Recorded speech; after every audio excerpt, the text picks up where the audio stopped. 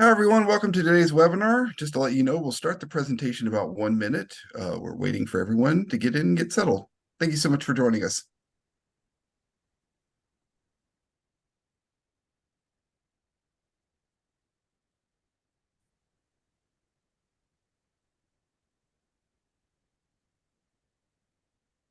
Everyone, once again, thank you for joining us, and we'll start the presentation in about 30 seconds.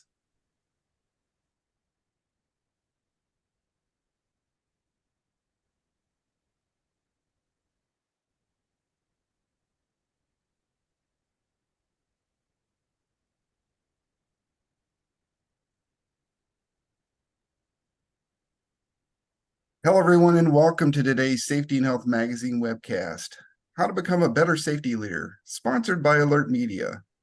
This is Alan Ferguson, Associate Editor at Safety and Health Magazine and co-host of the On the Safe Side podcast.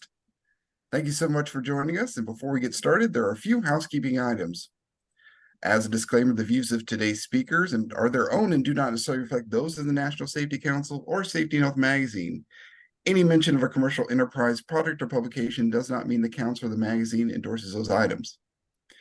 After today's presentation, we'll conduct a question and answer session with our speakers. If you have a question, click the Q&A button at the bottom of your screen, type your question, and press the send button. We welcome your questions at any time during today's event. You don't have to wait for the Q&A to begin. We might not get to every question, but the good news is unanswered questions will be forwarded to today's sponsor. Just to let you know, this webcast will be archived so you can access it after today's live event. To view this webcast and all of our past webcasts, please visit safetyandhealthmagazine.com/events, or you may also receive a link in a post-event email. With that, let's introduce our speakers. With us today are Eric McNulty and Peter Steinfeld. Eric is the Associate Director and Program Faculty at the National Preparedness Leadership Initiative at Harvard University and is an instructor at the Harvard T.H. Chan School of Public Health. He's a widely published business author, speaker, and researcher. Eric is also the principal author of case studies on leadership decision-making in the Boston Marathon bombing response, innovation in the response to Superstorm Sandy, and the professional and political interface in the Deepwater Horizon response. He teaches in multiple executive education programs at Harvard and MIT, as well as graduate level courses on leadership, negotiation, and conflict resolution at Harvard. Peter is the Senior Vice President of Safety Solutions at Alert Media and host of the Employee Safety Podcast, where each week he interviews safety, security, business continuity, and disaster recovery experts from all over the world. Peter has been involved in the emergency communications industry for nearly 20 years, advising organizations of all sizes on matters related to employee safety. And he's passionate about helping organizations protect their most valuable asset, their people. Now I'd like to welcome in Katie Gowen, Director of Content and Communications at Alert Media, to take us through today's event. Go ahead, Katie. Thank you so much, Alan, and hello, everyone. I'm so excited to be your moderator today, and we're here to talk about safety leadership, which can be difficult these days, as all of you probably know better than anyone. But I think today's conversation is really going to give you some guidance and some tips on how to be an effective, supportive, and proactive leader, both in your day-to-day roles and in crisis situations. So I'm not going to spend too much time here next on our guests, since Alan did such a lovely job introducing them. But Eric and Peter, it's so great to have you both here today. Eric, thank you for taking the time. My pleasure. Thank you. Peter, great to see you. Likewise. Peter, it's always great to see you here as well. So thank you for your time. Looking forward to today's discussion. Absolutely. Thank you. Excellent. Well, I am going to go ahead and go over today's agenda just so we all know what to expect. First, we're going to talk about the role of the EHS leader, why there are so many changes taking place lately, and how difficult, like I alluded to earlier, it is to be an EHS leader today. We're also going to talk about the meta leadership framework, which Eric is going to go into all the details of in just a few minutes. We'll talk about some common leadership mistakes and how to avoid them. And then finally, we're going to get to our Ask the Expert section. So for those of you who submitted questions upon registration, thank you so much for doing that. It really helps us kind of fill out our content for the day and kind of know where everyone is in terms of what they're looking for. And if you didn't submit a question, no worries. As Alan said, you can do that with the Q&A box anytime. So those registration questions were incorporated into the slides that you'll see here today. We got to as many as we could, but again, go ahead and submit those questions and we can get to those later on as well. So we will cover your questions as best we can. Now, I want to get started with a poll. Kind of just want to get a feel for where everyone is right now. So if you could go ahead and answer the question that you see now on your screen. How confident are you currently in your ability to lead your workforce through organizational changes or crises? So would you say that currently you're extremely confident,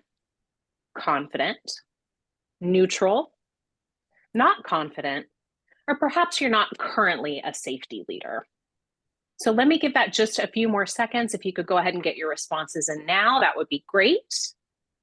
And now let's go ahead and close that out and share the results if we could, please. Okay, so it looks like 49% of our audience is saying they feel confident. But what's interesting is all of the options are represented here. So clearly there's going to be a little bit of something for everyone today. So Eric, what are your thoughts there? Is this about what you expected to see?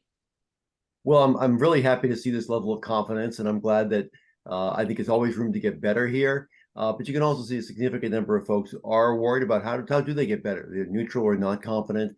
But I'm glad to see this audience is paying attention and investing in their own leadership development.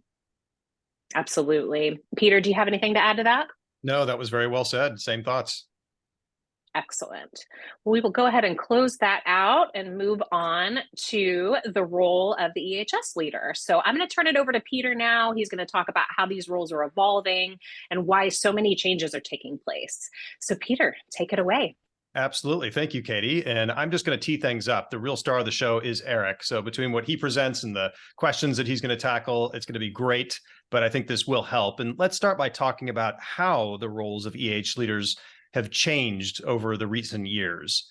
I've actually heard from many of our customers here at Alert Media, along with our partners, and even a lot of the podcast guests that I interview who are in EHS leadership roles, that they've experienced really a huge shift in their purviews in the last few years. They're still certainly responsible for duties like complying with agency regulations, overseeing site and equipment inspections, and conducting things like safety meetings or trainings, but their scope has really expanded. And I'm sure many of you here today have experienced that too. These days, it's not just about keeping your on-site employees physically safe from harm, like it has been historically. Now it's also more about keeping a hybrid workforce, both physically and psychologically safe from harm. According to the NSC, more than 85% of Americans say that work impacts their mental health. And the NSC encourages employers to prioritize protecting employee mental health and safety on an equal level to that of physical safety. Now, that's a lot for you to be accountable for as an EHS professional, and it really requires additional tools and skill sets. And you're already wearing so many hats, and now you're expected to be experts in these new areas. Yet you must simultaneously maintain the same, or perhaps even give more focus to the laws and regulations that protect your people while they're on the job. Now, unfortunately, even though you're taking on more responsibility, it doesn't mean you have more to work with, more resources, more dollars, and things like that. Many of you are relying on the same or perhaps even less resources, budget, and technology. In fact, a recent safety and salary survey found that safety leaders are indeed increasingly being asked to do a lot more with less. So that really begs the question, why is that? Well, there's a few reasons. First, the global threat landscape continues to intensify, and the number of disasters and crises that involve people are increasing both in impact and frequency. And there's also a stronger likelihood of concurrent emergencies or disasters these days. Second, the pandemic obviously shined a really bright spotlight on the importance of mental health and well-being in the workplace, resulting in a really heightened focus on the psychological safety of workers.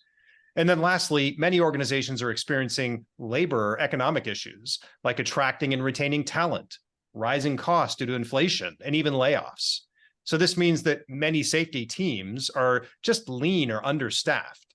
And going back to that survey I mentioned earlier, they asked, I think it was a little over 1,100 safety professionals, what the biggest workplace challenge was that they faced last year. And by far, the most common answer was a need for more staff, more employees, more resources, more support.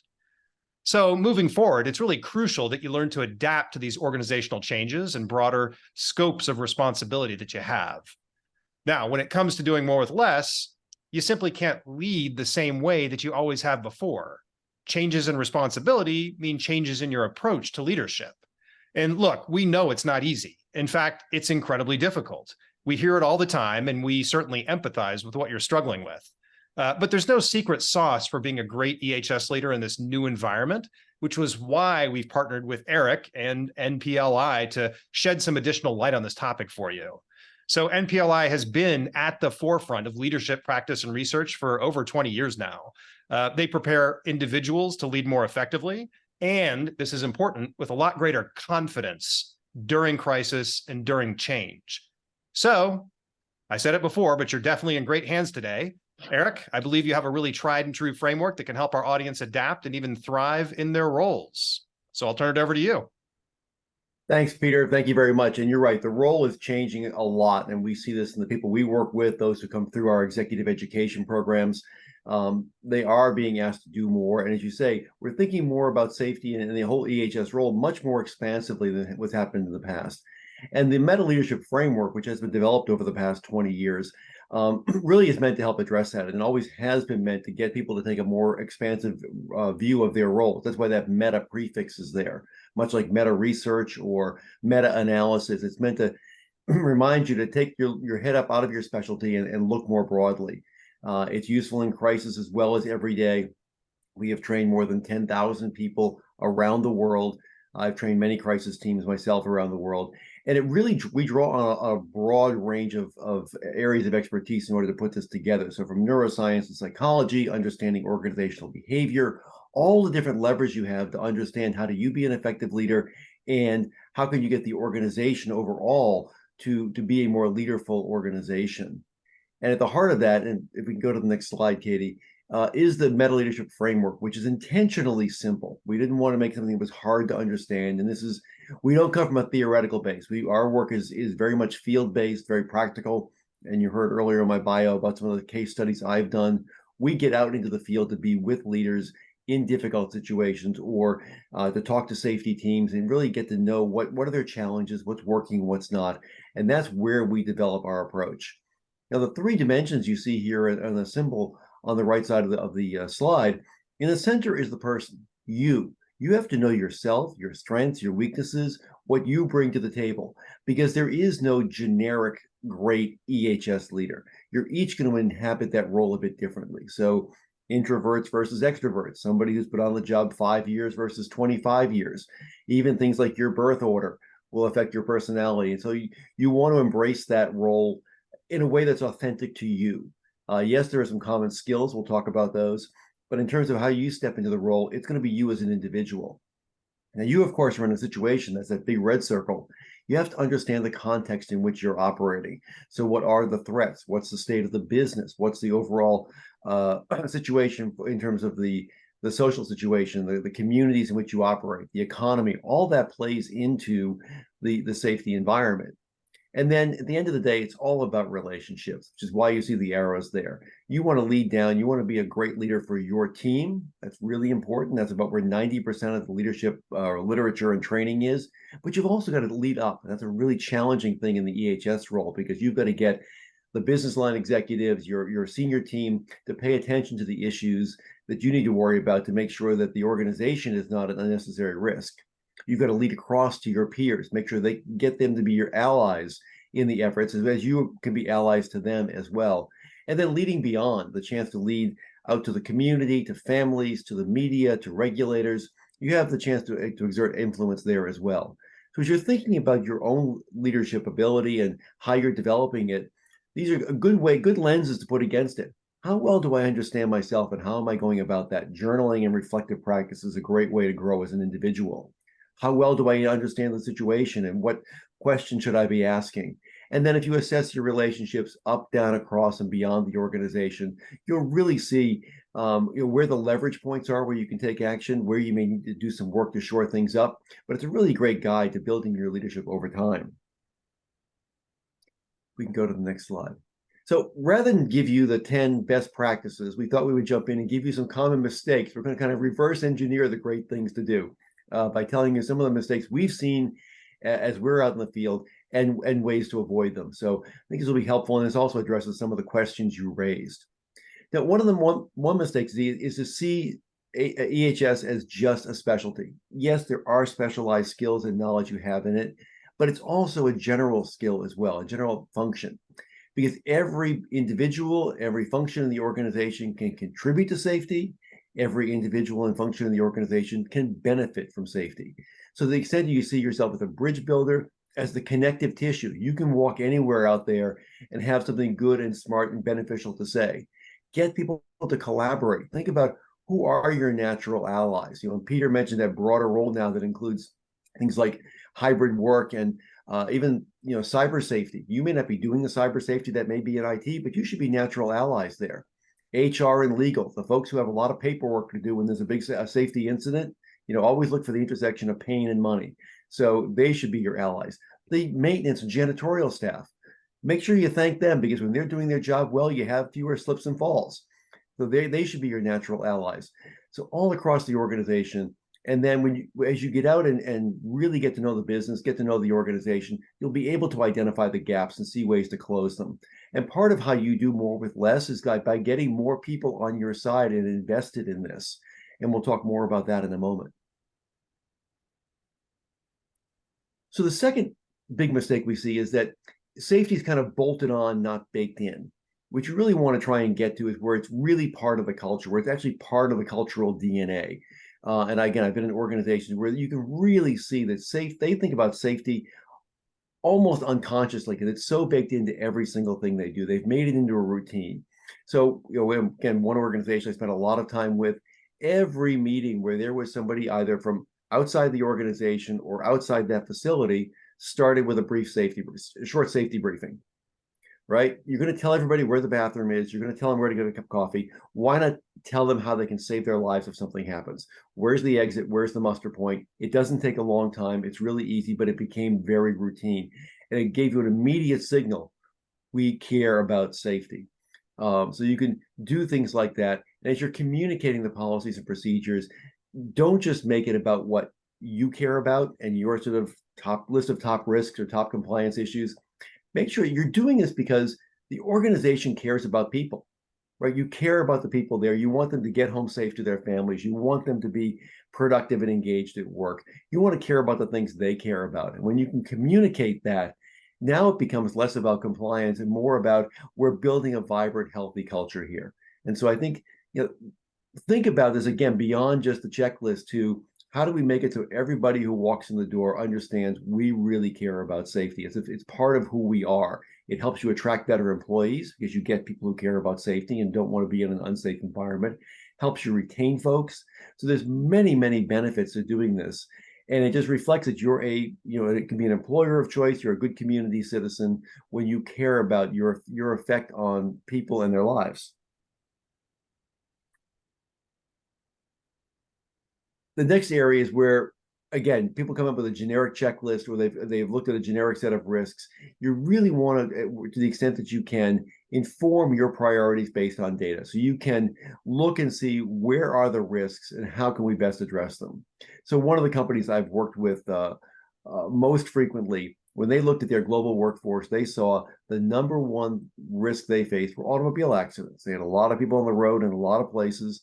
And so they got very, very serious about it. They looked and saw what were the accident and fatality rates in every region in which they were operating. They broke it down to the country level. They measured that. People are judged on reducing it. And they put in place practices so they could measure their impact. So, I mean, some things that almost to the surface seem silly, but were important. They realized that they found research that showed that backing into a parking place is safer than pulling in and then backing out when you're leaving. So when you go to one of their facilities, you'll see every car is backed into a parking place. And it isn't just at work. I've been to some employees' homes. They back into their driveways. They take it very, very seriously. They also made it a seatbelt wear use mandatory, not only in company vehicles, but in every vehicle you were ever in. And it's a firing offense the first time you're caught not wearing one. And nothing like firing a vice president gets everyone's attention to see we're serious about this. And so they actually they can show how they brought down the accident rate, the fatality rate. They celebrate the successes. They can show a financial return. And it's really, again, backed by data. Once they thought they had that on the curve they wanted it on, bringing things down, they look at the number 2 risk, which was heart disease. So they say, okay, how do we do that? We're looking at exercise. We're looking at diet. And they aren't just looking, again, at workplace. They're looking at the whole person and their whole experience.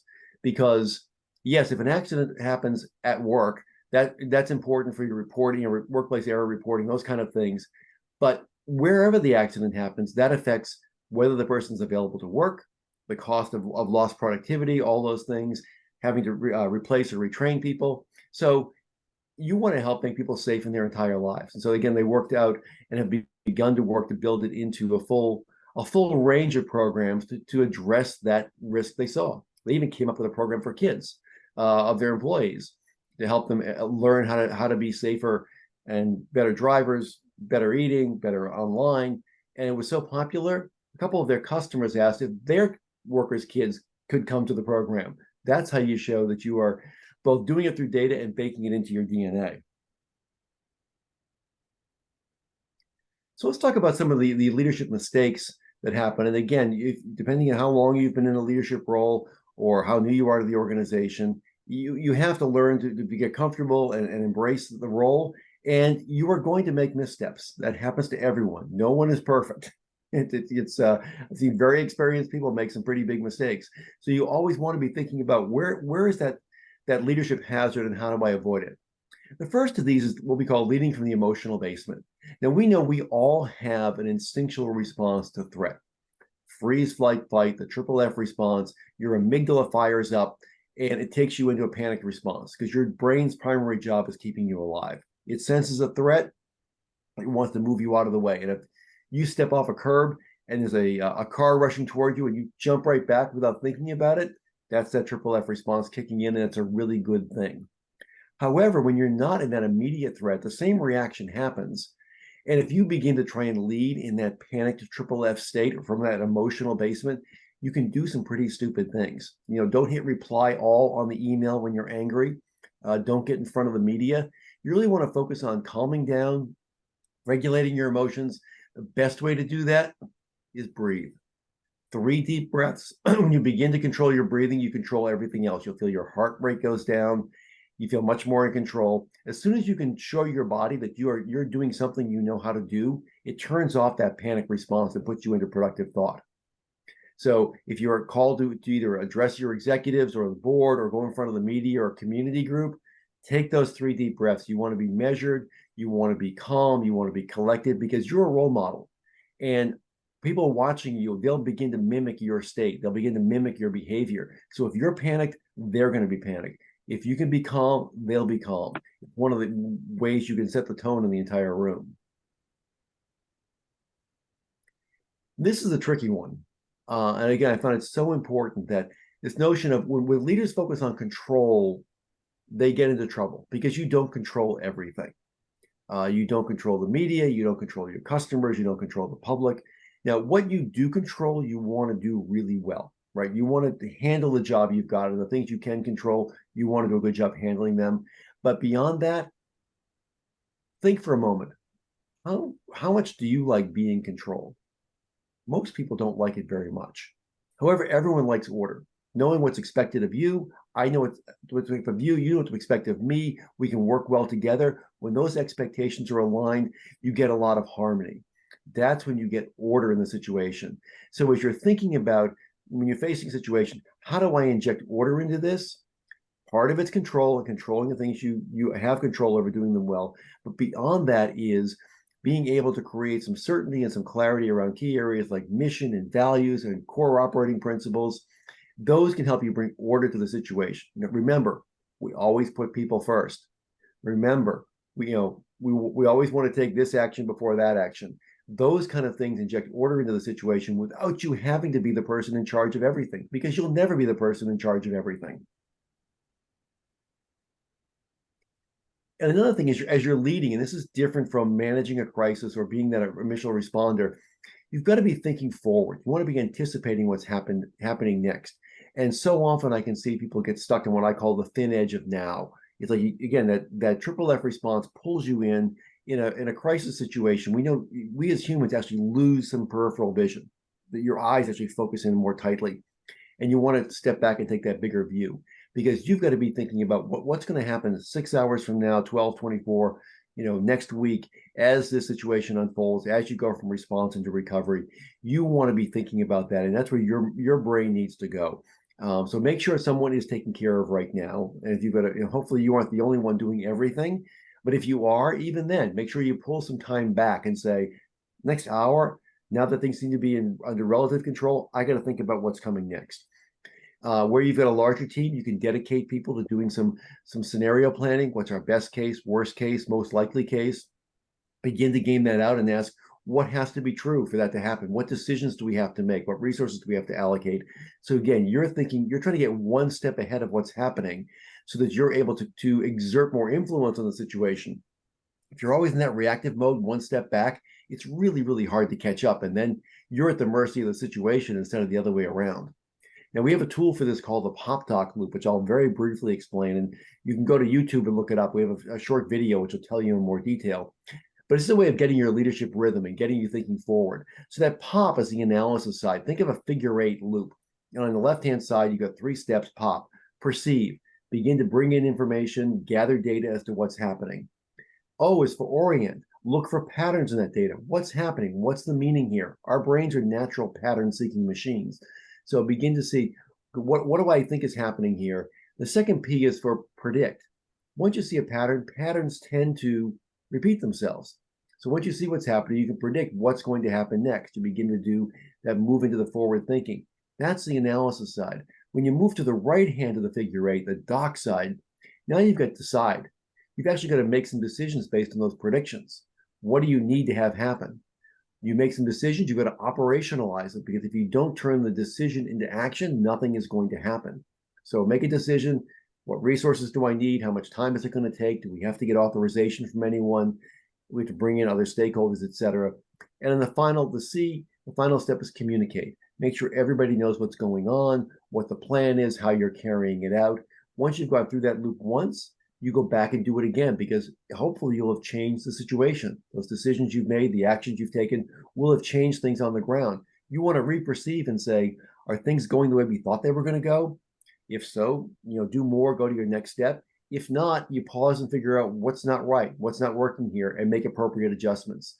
So going through that structured process, it's 6 different cognitive processes. It's how our brains naturally work when they're working really well, can give you rhythm. And you can go through that yourself in a matter of seconds in a familiar situation, or you can use that as a structure for a longer meeting with your full team to get everybody on the same page, make sure they're acting in concert, and you're going toward that desired outcome. So often I see that people forget to engage all their stakeholders. They get the obvious ones, but you miss some. And the stakeholders you miss are the ones who are going to come back and be the pain in your rear end afterwards, because they don't feel like they were treated appropriately. You didn't know what their concerns were. So again, to do some stakeholder mapping as to who's going to care about what in any given situation. You can pre-map a lot of this, actually. If you think about, okay, we've got a flood, a fire, whatever it happens to be, begin to think through, who are the logical stakeholders here? What are they going to care about? Who's going to be on our side supporting us? Who may be out all of a sudden calling us the bad people? And who's a swayable? And often that swayable group is the biggest one, because most people aren't paying attention to you day in and day out. But all of a sudden, if you wind up in the media, they hear some other reports about what's going on. They're trying to figure out, are you the victim, the hero, the villain? And if you can sway them toward the more positive end of that continuum, the better.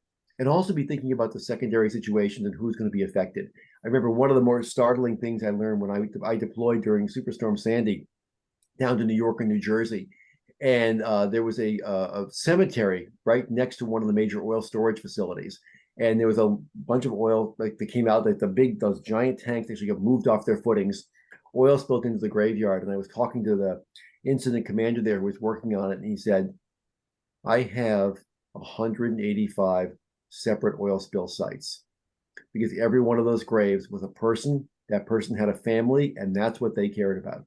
And so now you had this multiplicity of stakeholders to worry about, and you had to do it with dignity, you had to do it with speed, be very careful. And so be thinking about not just the big incident, but those secondary and tertiary incidents that can really complicate things down the road. So again, that meta thinking of taking the bigger picture and trying to step back and really get a good sense of the whole situation you're facing will help you make the right leadership decisions.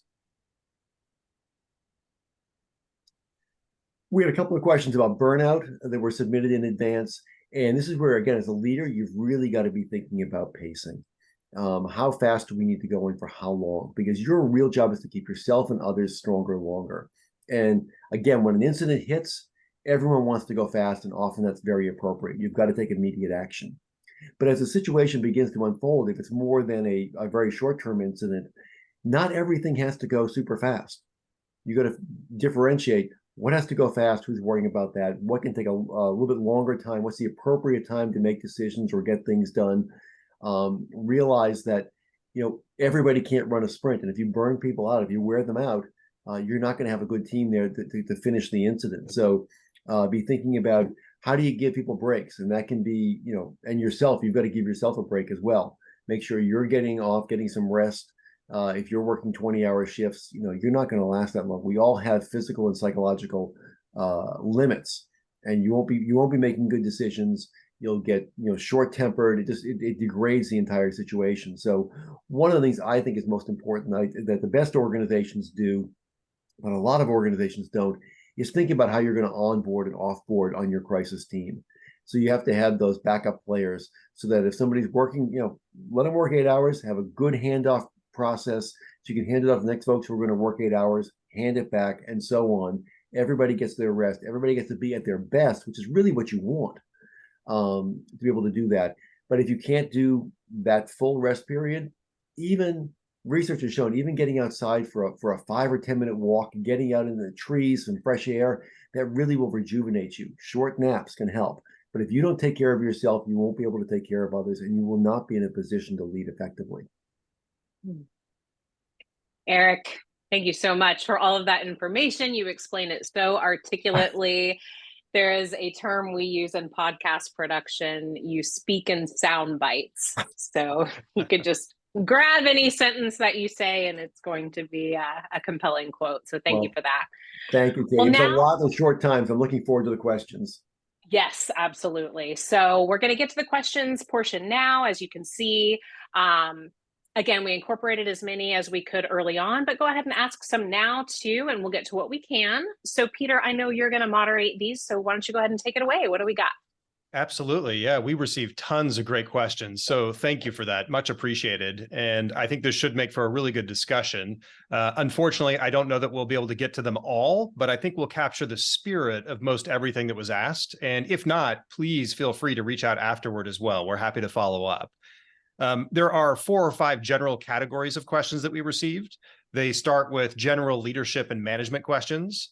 Then those that are around things like early career and buy-in that somewhat blend together, some regarding safety culture in general, and then a few around communication specifically. So that's kind of the category you'll see as we go through this. But let's go ahead and jump in. The first one is, I think came in several times. How do I manage up to my leadership? To my direct manager, to my executives in general? That's always a big challenge. A lot of people don't know how to manage up. So what are your thoughts on that? It really is one of the most important things you have to worry about, and one of the most challenging. You really want to try and build a productive relationship with your boss and perhaps your boss's boss, depending on, because again, in an EHS role, sometimes you're called in to brief or work with people who could be several levels above you because of your expertise and the situation at hand. We're thinking about this. Do you have to think about what do they care about from their perspective? What are the challenges they're facing? Who do they report to? So you can be giving them the information or asking the questions of them. They're going to help them be smarter with the people they have to talk to and addressing their particular challenges. And that could be investors, it could be a board, it could be the media, if your CEO has to get out in front of the media. And in preparedness, one of the things I have found most effective is to try and have that conversation around who wants to make which decisions in certain situations. So if you had to, for example, evacuate one of your facilities, who makes that call? and what information do they want to have in order to be able to make that call. When you go through the various decisions that have to get made, if you could, first of all, executives tend to like to talk about decisions because they think they're good at them. You want them to be good at them. So if you can know, for example, I've worked with firms that have had employees kidnapped, for example, depending on parts of the world where they work. If we're going to decide if we're going to negotiate or not, who's making that decision? You don't want to be battling that out in the moment. You want to think through that one in advance. And again, think of what information do you want? What outside resources may you need to make that kind of decision? That gets you into a really productive conversation. It shows how you can be useful. And when you get to an incident, it's really helpful because you already have a head start on what that person's going to want and what they care about. So you can make that first brief a good one. And if the first brief is good, everything tends to calm down. You'll get a bit more space to operate. And then you're more in control of the situation rather than having to react to the person who shows up, thinks they're in charge, but has really no idea what they're doing. And so that's why that first brief is so critical. Yeah, that's great. And I love that idea of looking at the world through their eyes and what they care about, because if you can then address that, then they'll start to listen and want to engage with you. If you're just talking about a bunch of stuff that you care about, but they don't, then it's like, I don't have time for this. Yeah, watch the details, because often, again, you can come in with a ton of details. If they aren't relevant to what that person above you is thinking about, they don't care, and you're just they're now thinking you're less relevant than you need to be. So be very careful. Don't overwhelm folks with a million details. Yeah, absolutely. Real quick, I forgot to do this before we start with the questions, but some people asked me to clarify some acronyms I used. I apologize. I shouldn't have done that. One acronym I used was EHS, Environmental Health and Safety. And the other was NPLI. That's the National Preparedness Leadership Initiative at Harvard University. So just clarifying that for y'all out there. Sorry about that.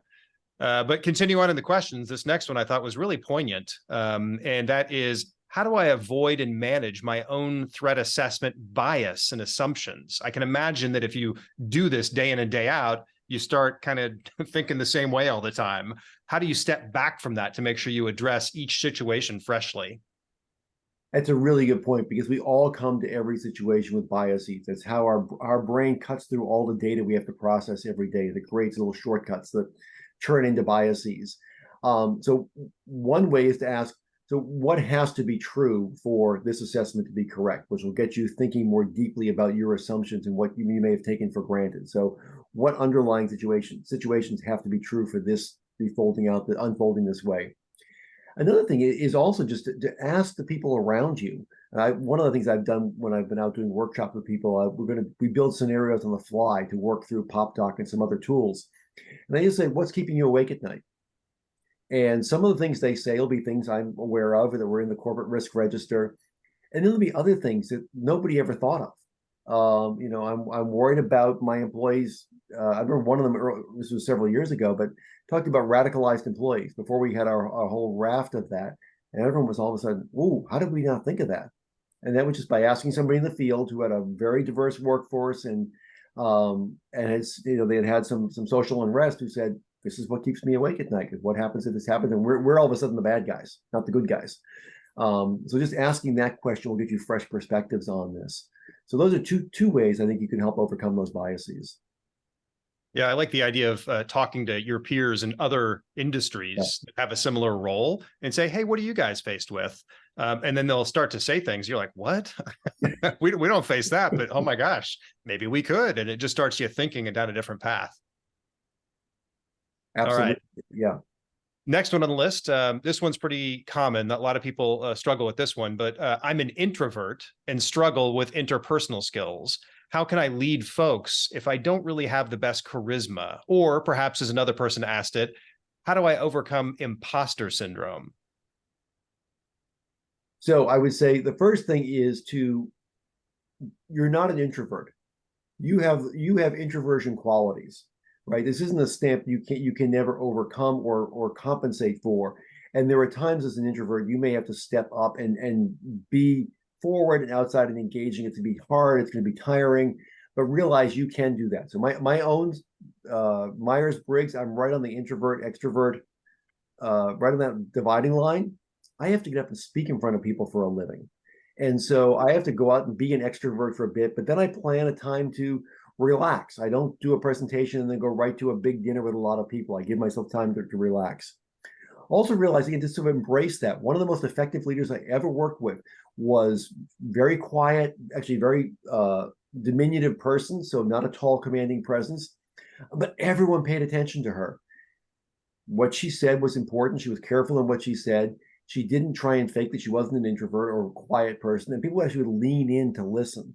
So just embrace that's who you are, and try and structure situations that are comfortable for you. You will have times you'll have to get out in front of people, but also realize that it is not a limitation on your ability to lead. It just means you have to think appropriately about how you're going to exercise those skills. I also recommend the work of a woman named Susan Cain, C-A-I-N. She's written a great book and has a couple of videos online about how to lead as an introvert.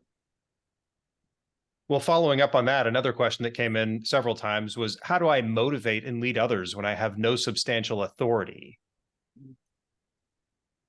That's the eternal challenge of people in this field, because you've got authority in certain areas, usually around compliance, which means you're bringing the stick into the room, but you really want to motivate people and get them excited and interested in what you're trying to do. Again, here, much like leading up, think about what they care about. What are the challenges they're facing? What are their hopes? What are their pressures? What are they trying to do? And how can you tie what you're doing to what they're doing?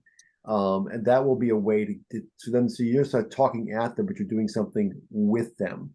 So if they're trying to grow the business, think about how safety can help that. Can help, again, attract new employees, can help you retain people, can help you minimize the days lost to accidents and injuries, which makes it easier to grow the business.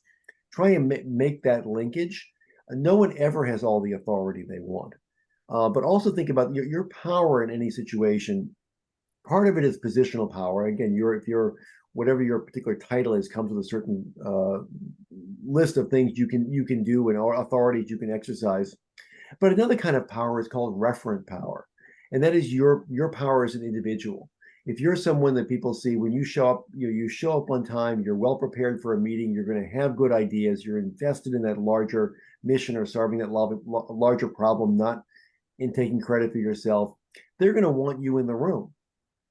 That's a basic premise of influence. So if you're that person who's a good team member and you're going to contribute positive things when you're in a meeting or you're in a conversation with someone, you're going to have amazing influence, completely irrespective of your authority. Your expertise will also give you some influence, but just being that person who helps solve problems, who's a positive contributor, that will give you tremendous influence. Yeah, and I always think about the fact that people don't do what you want because you want them to do it. They do things because they want to do it. Exactly. So you have to give them a reason to want to do it. And that's really key. That's hard. It is super hard to do that. But if you always think that way, like, look at that person, what are the lenses they look through and what would make them want to do this? That's what I've got to talk to, not just like a law or a policy or something like that. So that's huge. Chad, I did see your question come in. I'm definitely going to get to it when I get to my communication section that I talked about. So don't worry, hold on. I just want to follow this train of thought here. Can you explain how emotions factor into decision making? That's a big part of it. We're emotional creatures, not necessarily logical. Exactly. Peter, you hit it on the head. We as humans are much less rational than we think we are. And we are actually, all mammals are very emotionally driven. It's an important part of how we make sense of the world. So the greatest number of neuroreceptors in your body are up here in your brain. The second greatest number are down in your gut. And they're connected by a big nerve called the vagus nerve that runs up and down your spinal column. So your rational side and your emotional side are in constant conversation, making sense of the world and helping you make appropriate decisions. So first of all, don't think emotions you can put them away, or you can't, you take them off the table. We can't function that way. What you can do, though, is think about how do you regulate those emotions, how do you process those emotions, and how do you display those emotions.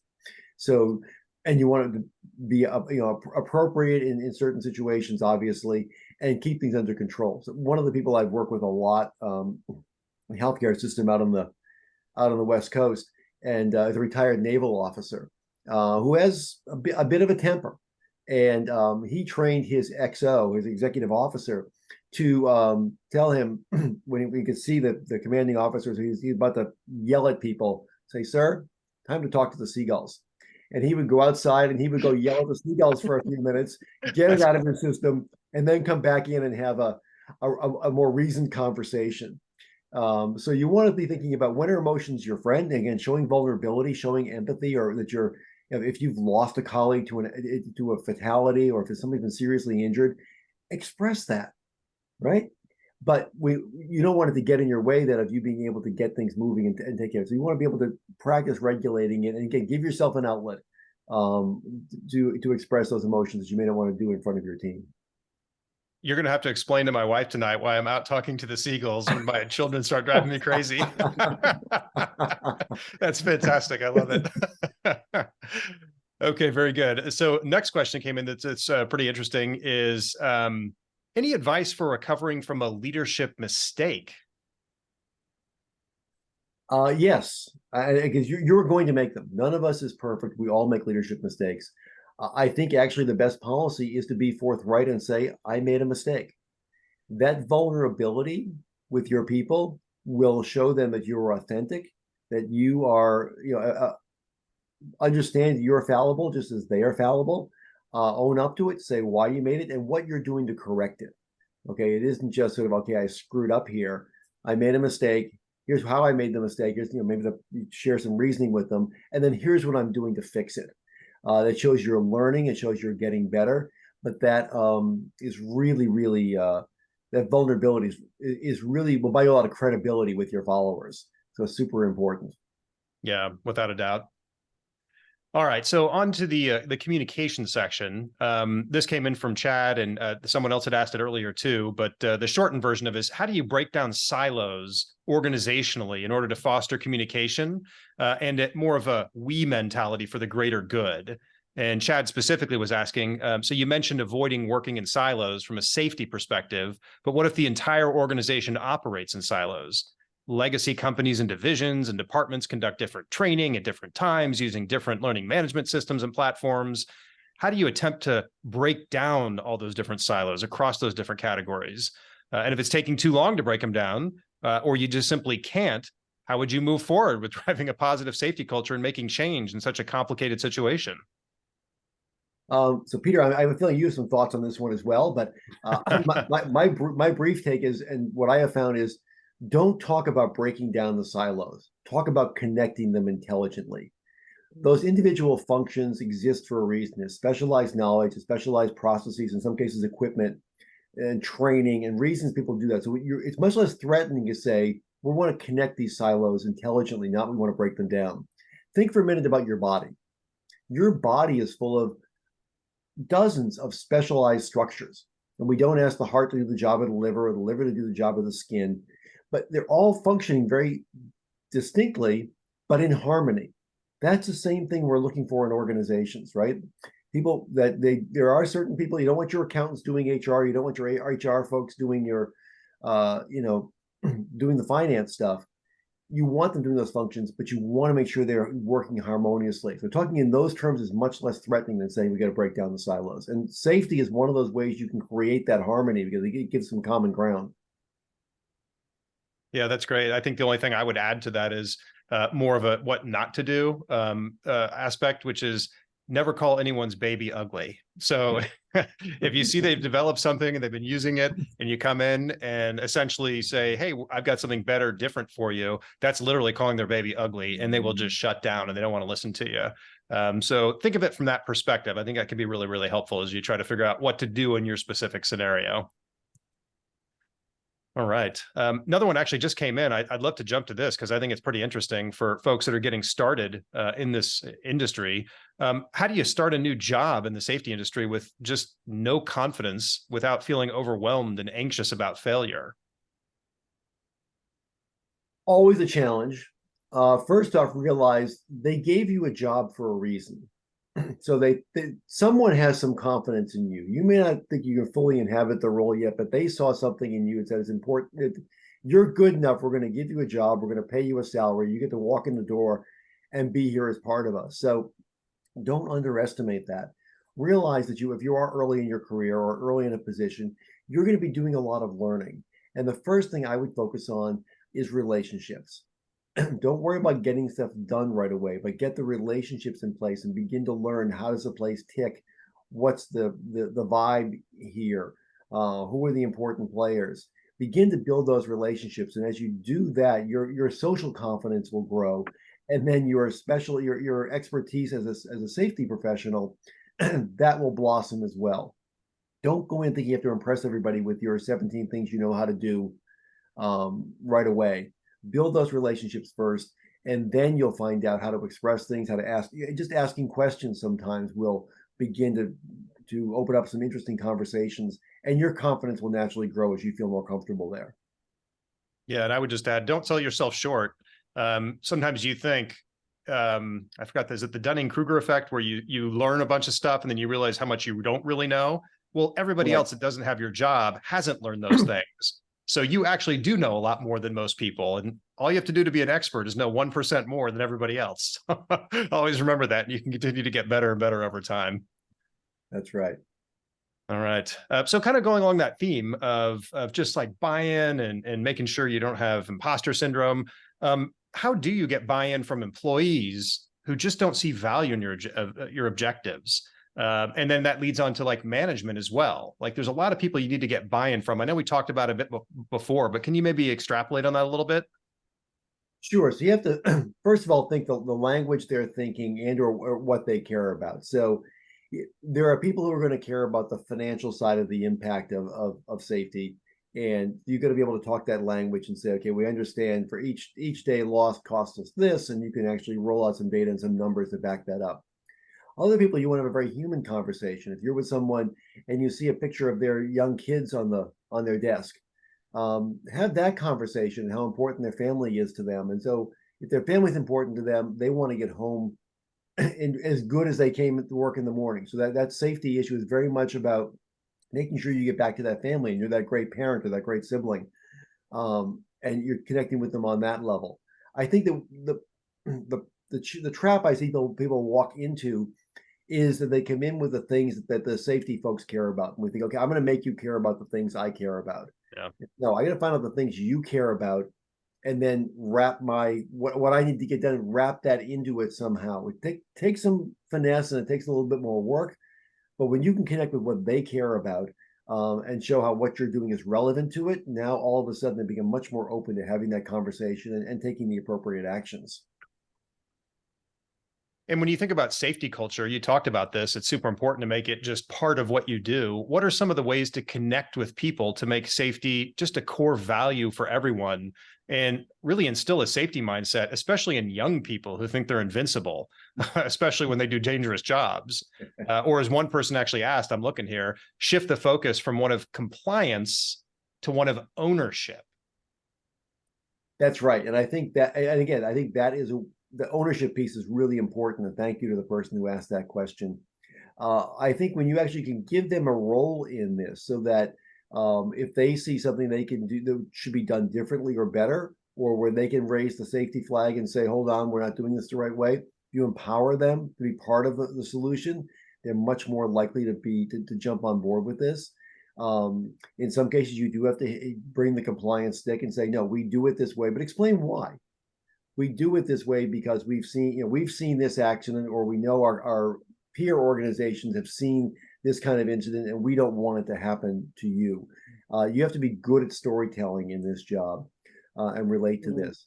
But also, I say, giving people, it's amazing. Again, I work with a number of firms in the energy sector, and one of them very much that gave in the energy sector. You often work in a situation where you're one of multiple companies on a given site.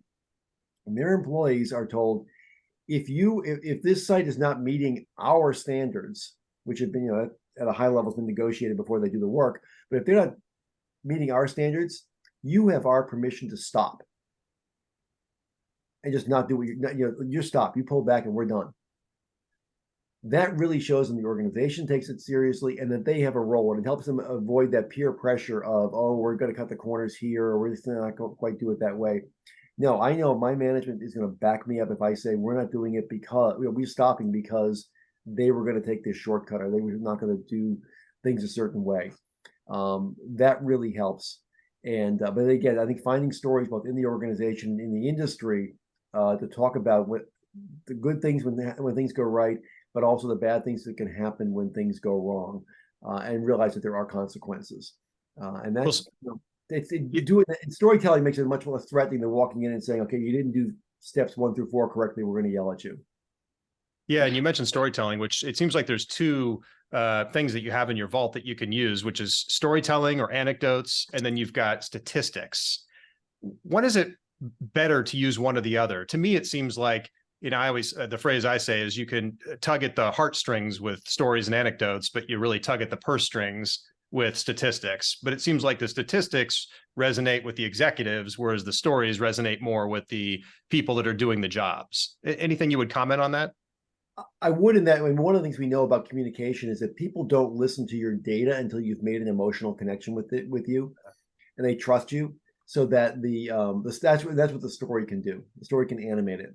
I used to be an editor at Harvard Business Review way back in the day, and the formula for a perfect story there was always, aha, here's something I didn't know before. So what? Why do I care? Now what? What do I do about it? So in that order. So those first couple of steps give you that hook. The story can be good there. Hey, I didn't know this. Why do I care? Why does it matter? And then you can get into all the data that backs it up.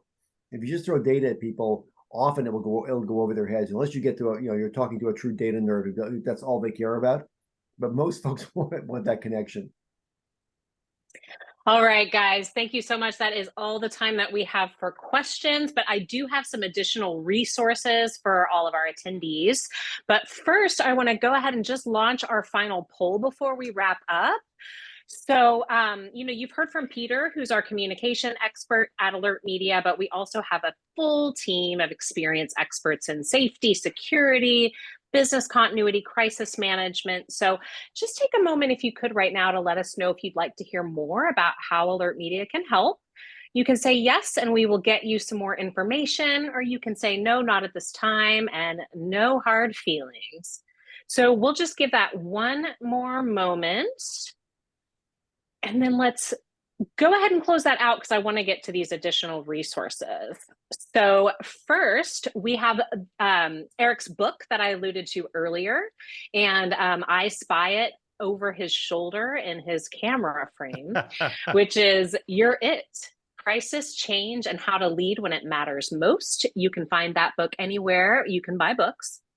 I also encourage you to go to the NPLI website. So Google NPLI at Harvard University. They have just a lot of great information and amazing leadership programs that you can check out.